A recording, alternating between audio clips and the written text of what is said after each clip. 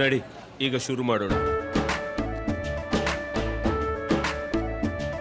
ಕೇಸರಿಯಿಂದ ಮನೋಲ್ಲಾಸ ಮನಸ್ಸು ಮತ್ತೇರಿ ಕುಣಿದಾಡಿದೆ ನೋಡು, ಮನಸ್ಸು ಮತ್ತೇರಿ ಕುಣಿದಾಡಿದೆ ನೋಡು.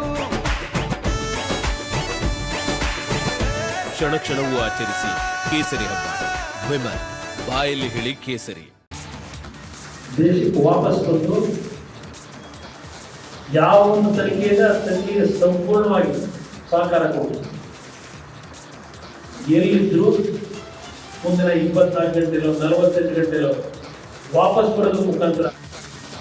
ಪ್ರಜ್ವಲ್ ಬಂಧನಕ್ಕೆ ಎಸ್ಐಟಿ ಹರಸಾಹಸ. ಭಾರತಕ್ಕೆ ಬರುವಂತೆ ಚಿಕ್ಕಪ್ಪ ಕುಮಾರಸ್ವಾಮಿ ಒತ್ತಾಯ. ಇತ್ತ ಡಿಕೆಶಿ ಮೇಲೆ ಫೋನ್ ಕದ್ದಾಲಿಕೆ ಆರೋಪ. ಆನೇಕಲ್ನಲ್ಲಿ ರೇವ್ ಪಾರ್ಟಿಯ ತನಿಖೆ. ನಟಿ ಹೇಮಾಳನ್ನ ಬಿಟ್ಟು ಕಳಿಸಿದ ಪೊಲೀಸರು. ಸೆಲೆಬ್ರಿಟಿಗಳಿಗೆ ಇದೆಯಾ ಪ್ರತ್ಯೇಕ ಕಾನೂನು?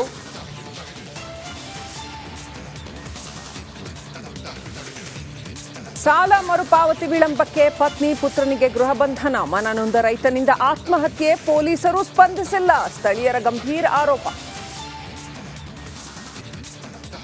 ರಾಜ್ಯದಲ್ಲಿ ಮುಂದುವರೆದ ಮಳೆ ರಗಳೆ. ವಿಜಯಪುರದಲ್ಲಿ ಹಾರಿ ಹೋಯಿತು ಮನೆ ಛಾವಣಿ. ಇತ್ತ ಶಿವಮೊಗ್ಗ, ದಕ್ಷಿಣ ಕನ್ನಡದಲ್ಲೂ ಧಾರಾಕಾರ ಮಳೆ.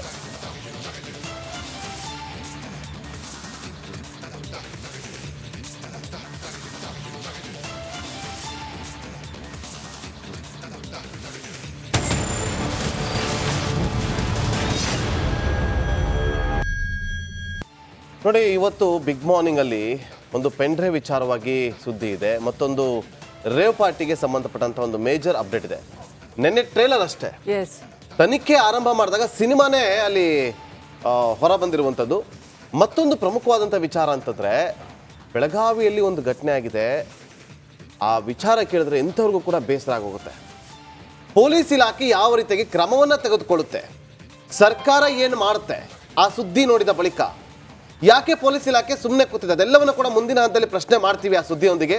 ನಮ್ಮ ಮೂವರು ಪ್ರತಿನಿಧಿಗಳು ಈಗ ನಮ್ಮೊಂದಿಗೆ ಲೈವ್ನಲ್ಲಿ ಜಾಯ್ನ್ ಆಗಿದ್ದಾರೆ. ಮೊದಲಿಗೆ ಅಜಯ್, ರೇವ್ ಪಾರ್ಟಿಗೆ ಸಂಬಂಧಪಟ್ಟಂತೆ ಅಪ್ಡೇಟನ್ನು ಕೊಡೋದಕ್ಕೆ.